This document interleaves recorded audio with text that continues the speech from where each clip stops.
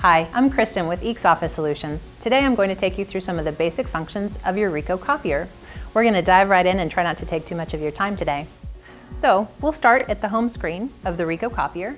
This is customizable much like your smartphone or your tablet. Anytime you'd like to move one of these buttons around on the screen, you simply press and hold. You can delete that button, or you can drag it to an additional screen or back to its original spot. If you move a button into the spot that another button occupies, they'll rearrange for you, again, just like your phone or your tablet. Really easy to do. A couple of other fun things that we can do on the Ricoh home screen. We can create folders for shortcut buttons. We're going to talk about shortcut buttons in just a few minutes, but just as a little teaser here, if we find a space on the screen where there's lots of open area, and we simply tap and hold, we can choose to create a folder. Now I have a folder, and if I tap and hold that folder, I can tap and hold on the folder name, and now I can change this. So we'll capitalize, and we'll call it Kristen. Now I have a folder, and in that folder I can store shortcut buttons that I might create later. Again, we'll talk about that in just a moment. Each person in the office could have their own folder and aggregate all of their shortcut buttons in one place so as to keep the screen a little bit less cluttered. I can also choose to change the background of my home screen if I want to. Again, I tap and hold in an area where there aren't too many icons, and I can choose a wallpaper. I've got all kinds of fun things I can do here. If you'd like more information about how to put your own pictures on, please contact Eeks and we'll show you. We also have some pretty neat wallpapers, both static and live, that we can apply to this. I kind of like this pinky orange one, so we'll choose that and say set as wallpaper. Now I've got a very bright screen. Lots of different things we can do with the background and the screen arrangement. You can rearrange this to your liking. Once we get into the main screen here, we're going to start in the copy feature, and we'll do subsequent subjects in subsequent videos, so be sure to keep on watching. We'll start with our copy function, and we access that simply by pressing the copy button. And now we have our settings that we can make here. Probably the most important one we're going to talk about is color. So there are a couple of different selections here. Typically your copier will be defaulted to black and white, and that's simply so you don't make a color copy unless you intend to, because color copies are more expensive. If I choose Auto Color Select, and I have a document that includes both color and black and white pages, my Auto Color Select setting will mean that I only get charged for color on the pages that have color, and no color on the black and white pages. However, if I choose full color, I'll get the same result. I'll still get one color and one black and white document if I copy this document, but I will be charged for color for both pages because full color uses all 4 color toners to make black. So unless you're copying photographs or artwork, let's stick with our Auto Color Select. It's the safest way to go. Right next to that button, we have our copy ratio. Any of these buttons that result in a drop-down menu, you'll notice typically have an Others button at the very bottom, which will expand that setting for you. So if you don't see what you want right there in the first screen, you can simply hit Others, and you'll have some more selections and a little bit larger a screen from which to choose, which can be kind of nice. The zoom function is fairly easy on a Ricoh because they've created buttons that include pretty much all of the standard paper sizes. So for example, if I have a letter-sized document that I want it enlarged to 11 by 17, I simply choose the button that lists both the percentage and those paper sizes on it, and I'm done. The one important thing to remember about using the enlarge or reduce function is that once you've chosen the target paper size, you need to make sure that it actually is loaded in one of the trays on your copier. Easy thing to forget. Your quantity, fairly self-explanatory here. I can type in a quantity anytime I want to. I can clear it out and start over just by hitting the clear button. On that same subject, up in the top corner here, we have the reset button. This will take all of the functions back to their factory defaults or to the defaults that you've set if you've made a mistake or you just feel like you need to start over. My paper select button is right here in the middle. If I click on this tab, now I can choose which tray I'd like to pull my copy job from.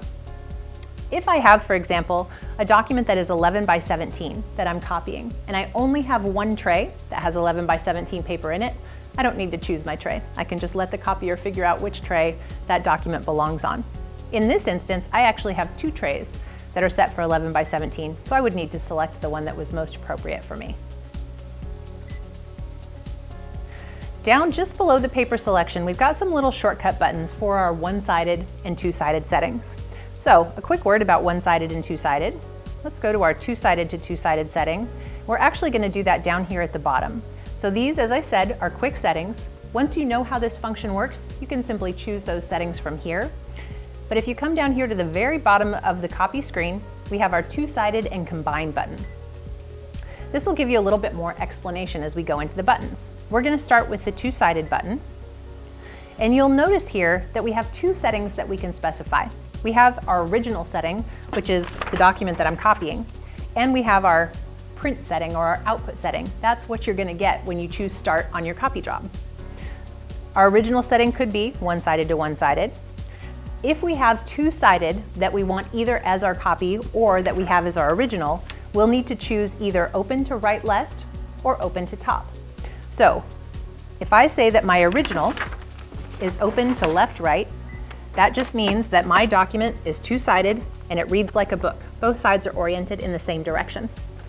If I choose open to top, it means that my document is oriented like a tablet. The second side is upside down.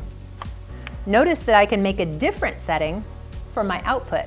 So if my original copy is set up like this and that second side is rotated, but I don't want that to happen on my copy, I can just choose the opposite setting for my print or output setting. Makes it really easy. So just remember, one-sided, fairly self-explanatory. If you want two-sided, you need to choose either open to right, left, or top for both your original and your print or your outputted copy. One thing that sometimes is a bit confusing for people on this screen is that they added the combine setting to the one-sided, two-sided settings. Combine is not necessarily something that has to do with that. It's an addition to that setting. So in this instance, if I chose to combine 4 pages on a single page, that means I would get one copy with 4 small pages tiled on it. It doesn't necessarily have to go with the two-sided setting. So I can have one-sided copies that combine small thumbnails of pages on a single page. It's a good way to save paper, especially if you're copying something that's going to go in a file somewhere and maybe never get looked at again. In which case you should probably call EECS so that we can talk with you a little bit about digital document management and save you some file space. All right, we'll go back out to our home screen so I can show you where we were again. So we're going to scroll down here. We're going to go back into our two-sided and combine for just a moment here so that you can see again where that button locates. That's a very important one. If we go back out to our home screen, we've got a couple of other buttons down this bottom side. The one we're going to talk about right now is finishing. This is where your sorting and your stapling and any other finishing functions that you might have on your machine are going to be located.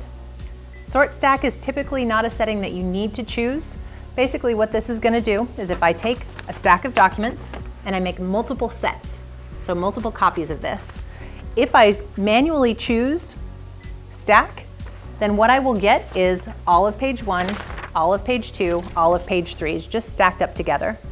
If I leave this typically on its default, which is either off or sort, then I'll get 1, 2, 3, 1, 2, 3, 1, 2, 3. My sets will be in sets.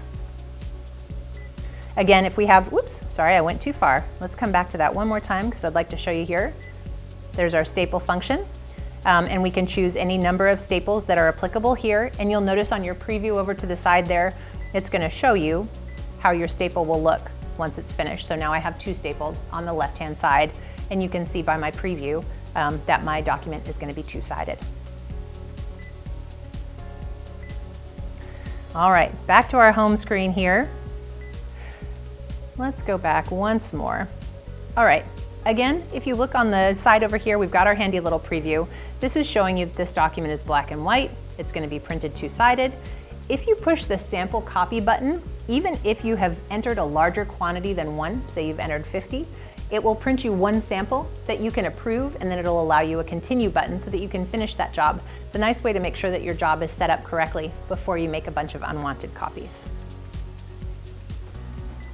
Last thing we'll talk about from a copy perspective here has to do with creating shortcuts that we talked about at the beginning of this video. So, for example, perhaps there's a job that many people in my office have to perform on a daily basis, or that I have to do once or twice an hour maybe, and I get tired of pushing all the buttons associated with creating that setting. Let's pretend, for example, that it is a job that we copy in color, and maybe it's two-sided, and maybe we do a reduction. Any setting combination that you want. Make those settings, make sure that they're how you like them, and then down here at the bottom there's a very small gear icon that we're going to click, and we'll have a menu that pops up. From that menu we're going to choose Set Current Settings to Program. We will then see a list of programmed or not programmed buttons, so we're going to want to choose one that says not programmed, so as not to overwrite someone else's program. And I will name my button Kristen because I'm so creative.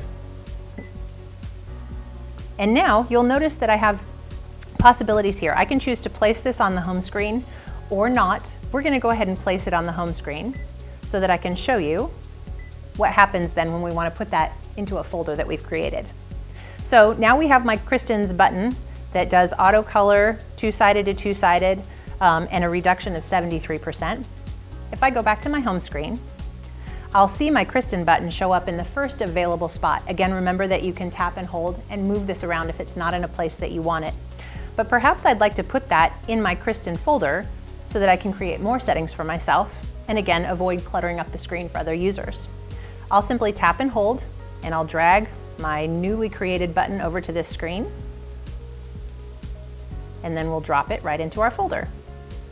Now when I open my Kristen folder, my Kristen test settings are there, and you can see that my settings are all enabled and ready to go for me.